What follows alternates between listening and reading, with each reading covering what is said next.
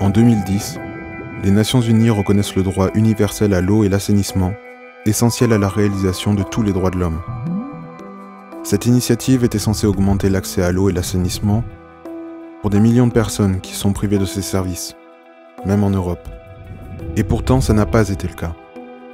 Les gouvernements doivent prendre la responsabilité de garantir des services de distribution d'eau pour tous et protéger les ressources en eau pour les générations futures. L'eau est un service public et un bien commun. Elle ne doit pas être laissée à la loi du marché. La libéralisation ne fera qu'augmenter le fossé entre les riches et les pauvres, éloignant encore pour ces derniers la perspective d'une vie décente. De nombreux citoyens sont inquiets pour l'avenir des services de distribution de l'eau. En effet, les institutions européennes veulent libéraliser ces services au lieu d'en garantir la qualité et l'accessibilité aux consommateurs. Fournir l'eau et l'assainissement à tous représente un défi à l'échelle mondiale.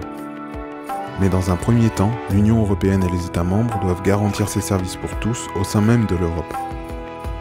Puis, ils devront intensifier leurs efforts pour atteindre un accès universel.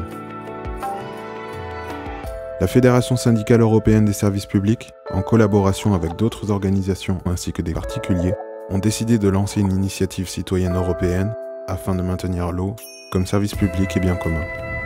Si plus d'1 million de citoyens européens signent cette initiative, la Commission européenne devra développer une législation afin de garantir le droit humain à l'eau et l'assainissement pour tous. Pour cela, nous avons besoin de votre signature, de votre engagement, de votre soutien. Aidez-nous. Signez la pétition.